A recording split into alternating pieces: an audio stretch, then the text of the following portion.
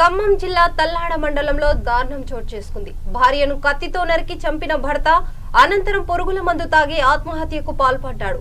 రంగం బజారుకు చెందిన భార్య సంక్రాంతి విజయలక్ష్మిని ఆమె భర్త సుబ్రహ్మణ్యేశ్వరరావు కత్తితో నరికి చంపి ఆ తర్వాత తాను కూడా పురుగుల మందు తాగి ఆత్మహత్య చేసుకున్నారు. ఇంట్లో రక్తపు మడుగులో పడి ఉన్న విజయలక్ష్మి, సుబ్రహ్మణ్యేశ్వరరావు మృతదేహాలను స్థానికులు గుర్తించి పోలీసులకు సమాచారం అందించారు. ఘటనా స్థలానికి చేరుకున్న పోలీసులు కేసు నమోదు చేసి విచారణ చేపట్టారు. వీరికి 2 కుమార్తెలుండగా ఒకరు విదేశాల్లో స్థిరపడగా మరొకరు రామగుండంలో ఉద్యోగం చేస్తున్నారు.